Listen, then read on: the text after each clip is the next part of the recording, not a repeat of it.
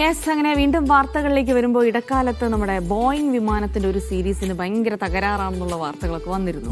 ഓർമ്മയുണ്ടല്ലോ? അതിനെ ചൊല്ലിയിട്ട് പിന്നെ കുറച്ചധികം പ്രശ്നങ്ങളൊക്കെ ഉണ്ടായിരുന്നു. അപ്പൊ തിരിച്ചുവിടാതെ KSRTC സ്വിഫ്റ്റിലേക്ക് വരുമ്പോൾ സ്വിഫ്റ്റിന്റെ സേഫ് അല്ല എന്നുള്ള വാർത്ത. അതായത് സ്വിഫ്റ്റ് ബസിന്റെ ചേസ് വീണ്ടും പൊട്ടിയിരിക്കുകയാണ്. തകരാർ പരിഹരിക്കാതെ യാത്രക്കാരുടെ ജീവൻ പണയം വെച്ച് ബസ് ഇപ്പോഴും തിരുവനന്തപുരം മാനന്തവാടി റൂട്ടിൽ സർവീസ് നടത്തുകയാണ്.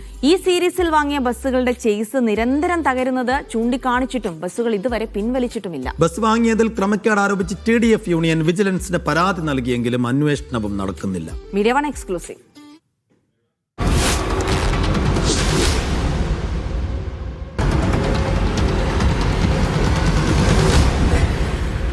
തിരുവനന്തപുരത്ത് നിന്ന് മാനന്തവാടിയിലേക്കും അവിടെ നിന്ന് തിരിച്ചും സർവീസ് നടത്തുന്ന K-Swiftന്റെ KS86 series number super deluxe air bus ആണിത്.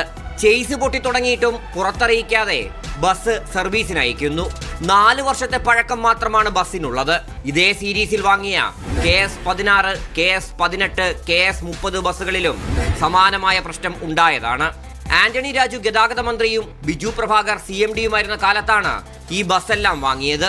ഇപ്പോൾ വാങ്ങിയ ഈ ബസ്സുകൾക്ക് സ്പെസിഫിക്കേഷൻ അനുസരിച്ചുള്ള വെയിറ്റ് ബിയറിംഗ് കപ്പാസിറ്റി ഇല്ല എന്നാണ് തെളിയിക്കുന്നത്. പർച്ചേസിൽ വ്യാപകമായ ക്രമക്കേടും അഴിമതിയും നടന്നിട്ടുണ്ട് എന്ന കാര്യത്തിൽ യാതൊരു സംശയവുമില്ല.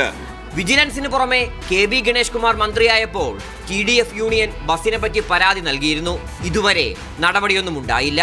പുതിയ ഗതാഗത മന്ത്രി വന്ന് പറഞ്ഞു, ഞങ്ങൾ ഇതിനെ അന്വേഷിക്കും, അവർക്ക് പൈസ കൊടുക്കത്തില്ല എന്നെല്ലാം പറഞ്ഞു. പക്ഷേ അതിനെക്കുറിച്ച് ഒരു അന്വേഷണം നടന്നിട്ടില്ല എന്ന് മാത്രമല്ല, അവർ കൊടുക്കേണ്ട പൈസ മുഴുവനും കൊടുത്തു എന്നാണ് ഞാൻ മനസ്സിലാക്കുന്നത്. വലിയ അപകടം ഉണ്ടാകുന്നതുവരെ അധികൃതർ മൗനം തുടർന്നാൽ നഷ്ടപ്പെടുക പാവം യാത്രക്കാരന്റെ ജീവനായിരിക്കും. തിരുവനന്തപുരത്ത് നിന്ന് ക്യാമറ പേഴ്സൺ ബിജു മടവനോടൊപ്പം RB സനു, മീഡിയ 1.